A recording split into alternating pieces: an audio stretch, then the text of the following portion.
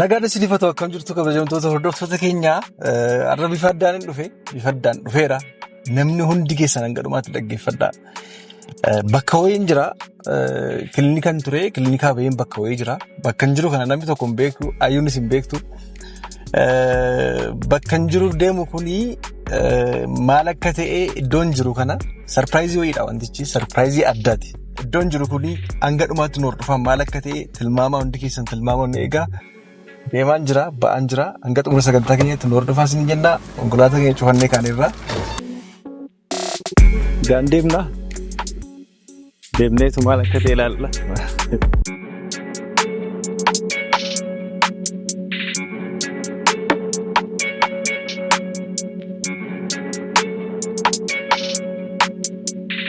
Hey, come.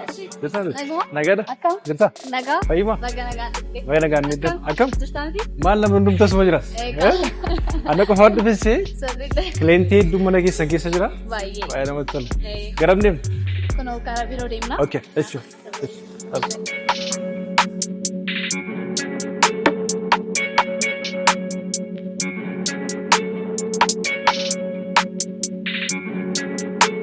Ashii Dooktar Baga nagaan dhufte. Baga nagaan deeddanii simannaa gaarii nu goote galatoomaa. Manni keessanis baay'ee bareeda. Akkasii baay'ee bareeda. Biiroon keessan biiroo bareedaadha. Galatoon guddaa. Egaa guyyaarraa kan dhufeefi kanaan dura dhufnee si mana bitannee turre. Amma immoo dabalataan ammallee bitachuu barbaadeeti. Yeroo baay'ees hordoftoonni koo kan isaan nu gaafatanii Teemir Properties baay'inaan magaalaa keessatti maqaa guddaa kan qabu amanamummaa guddaa kan qabudha. Namoonni baay'een riiviyuu nu hojjedhu dhaqiitii nu gaafatu jedhanii dhaamsa garaagaraa nu barreessaa turaniiru. Bakka garaagaraatti argama iddoo garaagaraa saayitii garaagaraatti Teemir magaalaa Finfinnee dhuunfateera. Keessattuu gama riilisteetii kanarratti hojiiwwan guddaa hojjechaa jirtu. Kanaaf inni dhufee mee Teemir Properties ammas immoo hawaasa keenyaaf akka inni bal'aatutti hojiiwwan akkamii hojjechaa jira maal gochaa jira manneen akkamiidha kan inni ijaaraa jiru maaliif namoonni baay'een mana bitachuu barbaadu birrii isaanii ka'uu caalaa mana irratti invest gochuu barbaadu waan ta'eef magaalaa Finfinnee keessaa mana qabaachuun egaa waan guddaadha. Kanaaf mee waa'ee Teemir Properties ibsi. Teemir Property waggoota kurnan kana keessatti saayitoota garaagaraa deeliver godhee jira. Amma waggaa 10ffaa keenya kabajaa jirra. Kana keessatti immoo deeliver kan goone saayitoota gara 10 qabna. Amma immoo aktiif saayitiin jira gara Bulgaariyaa, Saarbeetii, Piyaasaa irratti akkasumas amma kan dhufe saayiticha haarawaa kan Maggaranyaa irratti. Indoom yeroo naatii dhufte kun baay'ee bareedaadha. Sa'aatii ariifii dhufte.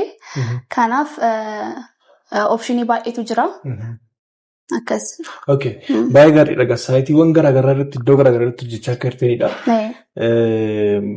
Mee odeeffannoo kanarrattis immoo ammas hawaasni keenya akka hubatuuf nama baay'eedha. Namoonni baay'een kabajamtoota hordoftoota keenya baay'ee mana bituu yeroo namni baay'een yeroo mutakkaan kaffaltee waan bitutti fakkaata.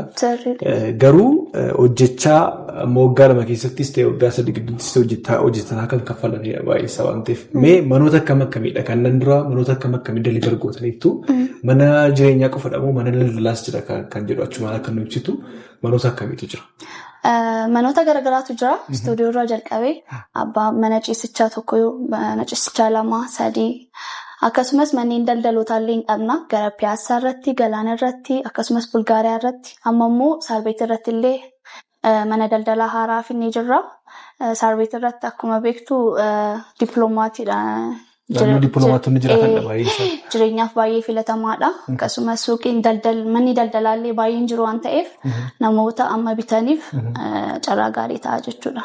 Baay'ee gaariidha. Egaa amma baay'ee yeroo baay'ee kanaan dura nuti manoota baay'ee namni baay'een maal godha hiriyyoo tokko illee hiriyoonni kun waliin dhufanii bitanii illee manni sun ijaaramee dhume gatii isaa dabil godhatanii kan gurguratan illee jiru baay'een isaanii. Kanaafidha namni kamiyyuu bitachuu danda'a. Magaalaa amma dandeettii isaa akkuma jettee abbaan ciisichaa tokko jira jetteetta istiidiyoon jira jetteetta. Mee amma kan yeroo baay'ee egaa mana naannoo keenya fakkeenya bakka hin jiraadhu tureera. Garuu dhumeera naan jedhu ijaaramuu isaa argaa yeroo baay'ee Teemir Properties namoonni hedduminaan akka isaan bitan kan arge. Kanaaf waan isin gaafadhu saayitiin amma gurgurtaadhaaf ba'e. Keessattuu amma kan yeroo ammaa gurguramaa jiru kun saayitii eessaati?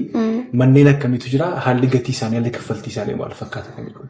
Amma irra caalaan kan gurguramaa jiru saarbeetii akkasumas kan Magganaanyaadha. Magganaanyaa almost torbee tokko ta'eera eega saayiticha ofishaalii baasnee jechuudha. Inni saarbeetii kuni Adams Pavilion bira jira. Saayitii baay'ee bareedaadha. Return on investmentiif illee baay'ee ariifidha. Mana ciisichaa tokko jalqabee hanga mana ciisichaa sadiitti hin argama jechuudha. Achi keessatti kaaree garagaraatu jira. Fakkeenyaaf abbaan ciisichaa tokko sun kaaree 73 irraa jalqaba. Isa bukkee kan jiru jalqaba gurgurree fitneerraa bilookii tokko. Bilookii tokko dhumeera. Hammam gidduutti yeroo gabaabaa gidduutti? Yeroo ji'a tokko iyyuu hin ga'u. Ji'a tokko keessatti isa fitnee isa cinaa immoo kan biraa baasnee jirra. Isa biratti gamoo kan biraa ijaaramaa jechuudha. Twins ol faana jira jechuudha. Ol faana jira. Isarratti immoo almost torbee tokko ta'eera hanga saayitichi baay'ee jechuudha. Erga baay'ee torban tokko ta'eera. Inni kan biraa immoo kan Magganaanyaadha. Magganaanyaan baay'ee carraa gaarii fidee dhufeera. Kaffaltiin isaa baay'ee flexibileedha. Achirratti immoo wanti si ajaa'ibu istuudiyoo xiqqoorraa kaaree 32 irraa jalqabee. Istuudiyoo irraa jalqabee hanga abbaa mana ciisichaa sadiitu jira. Namni lookaalillee afurdu gochuu danda'a jechuudha. Namni kamiyyuu akka dandeettiisaatti istuudiyoo jalqabee bitachuu danda'a. Haalli kaffaltii isaa akkamidha? Akkasumas immoo gatiin isaa namni baay'ee mana yeroo jedhamu Finfinnee keessa yeroo kootti waan guddaadha ni kaasu waan ta'eef haalli kaffaltii isaa akkamidha? Yeroo mamitti kaffalama? Akkasumas immoo wanti adda flexible jettee kaastetti jalqaba. Maal fakkaata hawaasni keenya akka baru? Haalli kaffaltii isaa baay'ee bareedaadha. Kaffaltii karaa lamaan kaffaluu dandeessaa jira miti. Kaffaltii garagaraatu jira. Time based fi progress based jedhama. Nu immoo kan fayyadamnu progress basedidha. Akkas jechuun maal jechuudha? Haala ijaarsaa isaa laalaa kaffaltaa jechuudha. Time based yoo ta'e amma real estate biraa akkas fayyadamu waan ta'eef ji'a tokko keessatti kaffalii qarshaan ganaa yoo siin jedhan isa kaffaluu qabda. Yoo progressii ta'e immoo progressii isaa laalaa haala ijaarsa isaa laalaa kaffaltaa jechuudha. Seegalee kanaaf down payment eega kaffaltee booda kaffaltiin isa ittaanu immoo progressii isaa laalaa. Fakkeenyaaf agreementiin jalqaba yoo agriikoon down payment yoo kaffaltu jechuudha. Kaffaltiin inni jalqabaa qochisiisarra yoo jalqabe yoo ta'e kaffaltiin inni lammaffaa immoo yookaan immoo islaabiin guutamee uumamu ta'uu danda'a. Isa laalaa ijaarsa isaa laalaa kaffaltaa jechuudha. Kanaaf kaffaltiin isaa baay'ee bareedaadha. Maaliif masaatiiwwan tokko fakkeenya waggaa tokkoffaatti amma kana kaffaluu qabdaa, ji'a ja'a booda amma kana kaffaluu qabdaa. Yeroo baay'ee garuu piroogresiin isaa haalli ijaarsa mana sanaa duubatti harkifachuu danda'a. Sababa garaagaraa garuu amma kun haala ijaarsa isaa laaltee kaffaluun kun yaada filatamaa namoonni baay'een kanaan duras kompileen kan godhaa turan deebii guddaa argatu jedhee yaada. Kanaaf mee kaffaltiin isaa haala kamiin kaffalamaa piroogresii irratti hundaa'ee kaffalamaa jetteetta. Kaariidhaan amma fakkeenyaaf namni tokko kaarii isaa irratti hundaa'ee abbaa ciisicha lama bitachuu danda'a, abbaa ciisicha tokko ta'uu danda'a. Anis ilaalee akkasuma murteessee waraqaa fudhee deemuuf jedhee. Akkuma sitti misaanitti saayitii garagaraatu jira. Kanaaf gatiin isaa immoo akka saayitichaa fi akka bakkeessaa irratti hundaa'a jechuudha. Kanaaf amma fakkeenyaaf saayitiin saarbeetii kun kaareen xiqqoo abbaa ciisichaa tokko jechuudha. 73dha. Inni immoo almost gatiin isaa miliyoona 6.1 ta'a. Tootaaliinsaa jechuudha. Kaffaltii jalqabaa persentii 20 eega kaffalanii booda kan hafe immoo suutaan egaa hanga marsaa 16tti kan kaffalanidha. Egaa amma haala kaffaltii isaa namni tokko fakkeenya abbaa ciisicha tokkos abbaa ciisicha lamaas bitachuu barbaade persentii 20 jalqaba irratti kaffala. Kan ittaan immoo egaa sa'aaf immoo haala piroogresii isaa irratti hundaa'ee kaffalaa deemaa jetteetta. Silaabiin tokkoffaan lammaffaa yeroo guutamu haala guutamuu isaa irratti hundaa'ee jechuudha. Kanaaf kana waliigala fakkeenyaan namni tokko persentii 20 kaffalee namti persentii 100 guutummaa isaa kaffaluudhaaf immoo steepiin kaffalaa akka deemu nutti himteetta. Kan kaffalamee xumuramuu qabu hammam keessatti? Kanaaf saarbeetii irratti abbaa ciisichaa tokko miliyoona 6.1 kaffaltii waliigalaa jechuudha. Amma fakkeenyaaf namni tokko persentii 20 hanga miliyoona 1.7 eega kaffalee booda. Kanaaf immoo akkasitti meetti waggaa 8tti kaffala. Abbaa ciisichaa lama immoo kaffaltii waliigalaa miliyoona 8.4 irraa jalqabeen jira. Abbaa ciisichaa sadii immoo miliyoona 11 irraa jalqabeen argamaa jechuudha. Kun kaffaltii waliigalaati parsantii 20 qofa jalqabarratti kaffalu jechuudha. Parsantii 20 eega kaffalee booda kaan suutaan kaffala. Nama immoo parsantii 100 ammuma kaffala nama jedheef immoo diskaawuntii garaagaraatu jira.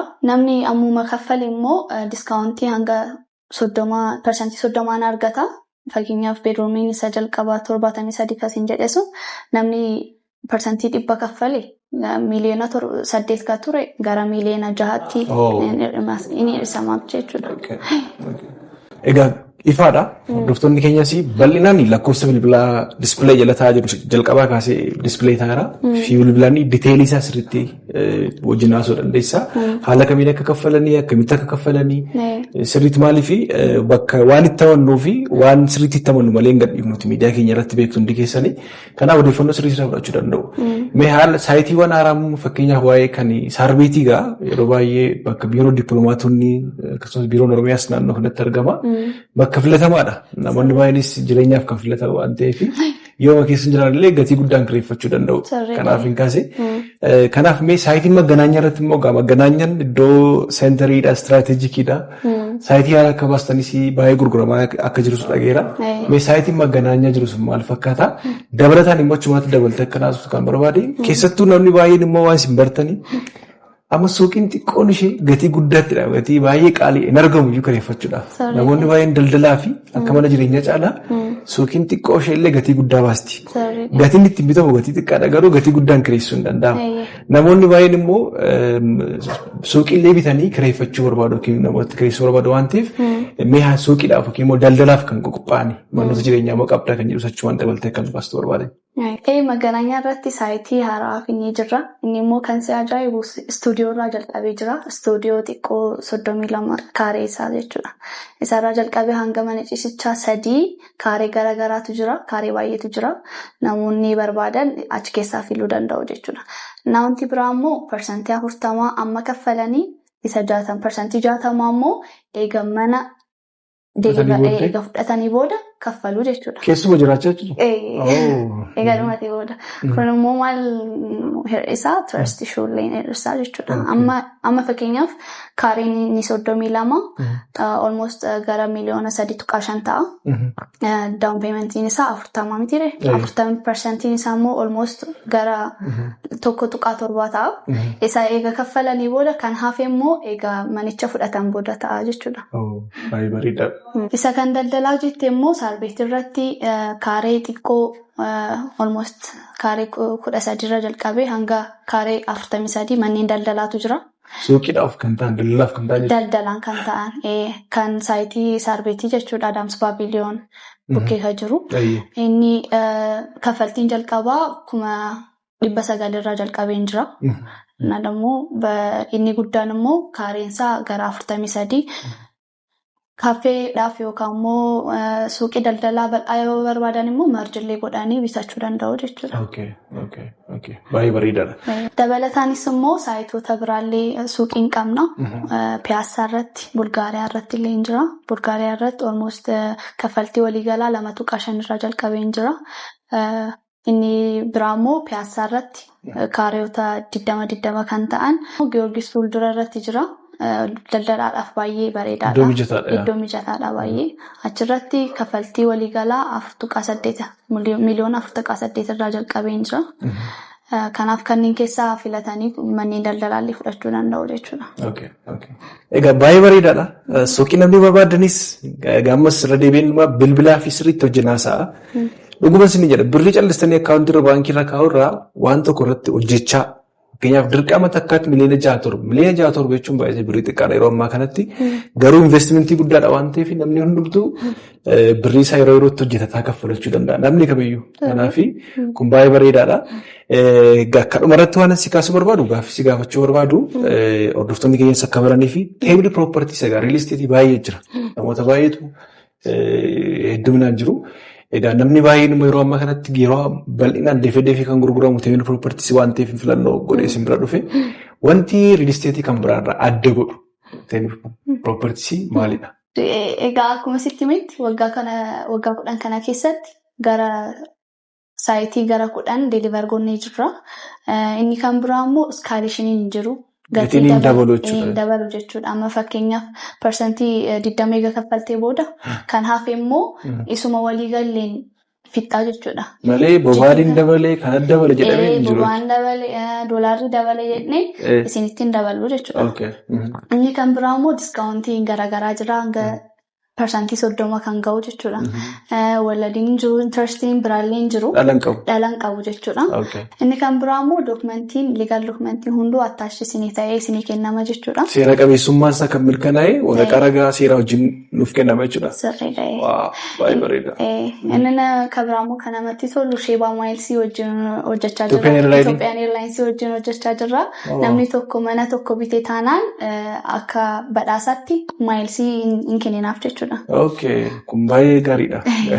Badhaasa guddaa qaba. Badhaasa guddaadha. Baay'ee namatti tola. Egaa keessumattuu saayitiiwwan isin filattanii gurguraa jirtan kun keessattuu yoo ilaallamu kan sarbeet kun dippiloomaatota hedduu jira. Imbaasiiwwan garaagaraa jira. Karaadhaaf baay'ee doolaaraan illee kan kireeffamu baay'inaan waan ta'eef kun baay'ee gaariidha. Namoonni baay'een yeroo keessa jiraachuu dhaabatan illee manni keessan qarshiin keessan isiniif dhalaa deema waan ta'eef achirratti investi godhaasanii jechuun barbaada. Kan biraan immoo namni baay'een kan dagatu daldalaaf kan ta'an suuqiif kan ta'anii kaaree 13 illee taatu 4 illee taatu waan xiqqaa fakkaachuu danda'u. Kaareen 5 waan guddaadha magaalaa Finfinnee keessatti keessattuu piyaasaa irratti iddoowwan garaagaraa jettee irratti waan ta'uusaa baay'ee bareedaadha. Kanaaf bilbilaaf hammalee bilbilaafiti sirriitti taasifsiisa. Waan tokko birriin baay'ee gadi bu'aa deema gatiin birrii gadi bu'aa deema waan ta'eef baankii irraa keessan kan irratti investi godhaasanii jechuun barbaada. Egaa keessumaa immoo kan adda godhu kan natti tolee Magganaanyaadha. Magganaanyaa persentii 40 kaffaltee persentii 60 suuta jedhan keessa ciisaa kaffalachuun mataan isaa waan guddaadha. Kanaaf lakkoofsa bilbilaa sirra jiruun bilbila mee dhumarratti gara saayitii deemnee immoo saayitiin maal akka fakkaatu konistiraakshiniidha kan jedhu iddoon isaa maal akka fakkaatu biyyuu isaa isinitti agarsiifna. Kanaaf hanga xumuraatti nu hordofaa isin jenna. Nu waliin tura. Nu waliin tura. Adeemna bakka.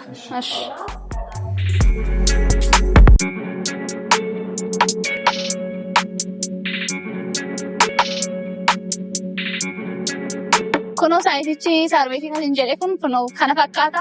Lookeeshinii isaa ajaa'iba baay'ee. Bakka itti ijaaramaa jirudha. Ajaa'iba bakka isaa argaa jirtu karaa marra seentariidha. Baay'ee. Bakka namni baay'een barbaadudha. Ijaarsi isaa kan sarbeetii bakka kanatti jalqabeera. Keessa galuu hin dandeenya. Kanaafidha malee ijaarsa already faaroon jalqabee wanti nuti jalqabeera. Kanaaf bakka bareedaadha. Iddoo salaalleen. Arguu dandeessu karaan kuni karaa kana namoonni sarbeetii beektan addabaabaayii isaa argaa jirtu. Biiroowwan Oromiyaa naannoo kana jiru. Baay'ee bareeda.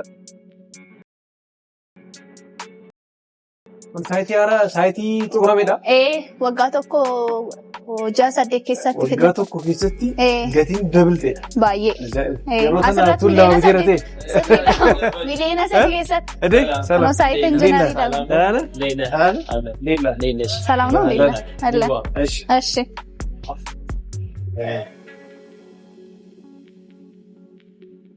እሺ ያው እንግዲህ እንደምታየው ሙሉ ነው። ይሄ ቬንቲሌሽን እንዲኖረው ተደርጎ እየተሰራ ነው ያለው። እነዚህ የሊፍት ቦታዎች ናቸው። እዚህ ጋር ደግሞ የጋርቤጅ ሹተር ሰምቲንግ ያለበት ቦታ ነው። እንደዚህ ነው ያው ሳምፕል ቤታችን የሚሆነው። እዚህኛው ጋር ያለውን ደግሞ ዲቴል ገብተን ወደ ውስጥ ገብተን ደግሞ እናየዋለን። ያው ቅድሚያ እሱ ነው የሚገባው። ይሄ እንግዲህ ቤታችን ነው እንደምታየው። ይሄ ሳሎኑ ነው። እዚህ ጋር ዳይኒንግ አለ። እዛ ጋር ደግሞ እንደምታየው ቆንጆ ቪው ያለው ባልከኒ ያለው ቆንጆ ሰፊ ሳሎን ነው ማለት ነው። ደስ ይላል አይደል? የሆነ ለልጆች አስባቸዋል እዚህ ጋር ያለውን ነገር ቡኒ ሳምፕሊ መና አባሰ ዲግኒ ከናሳውሌ ከንጃራማ ጅሩ ኬሰ ኡሌሲን ተገርሲሱዳፊ ከኒ ባሪ ይላል ባይ በላዳ ከሶፋ ኪንሞ በቃ ሊቪንግ ሩም ኢንሳስ ባይ ጉዳዳ ያው ወደዚህ ወደ ኪችን ነው የምንሄደው። እዚህ ጋር እጅ መታጠቢያ ያለው እንደምታየው ደስ ትላለች አይደል? ከዛ እዚህ ጋር ደግሞ ኪችን ላይ እንገባለን። ኪችኑን ስታየው ደግሞ ሞር ሰፋ ያለ ኪችን ነው።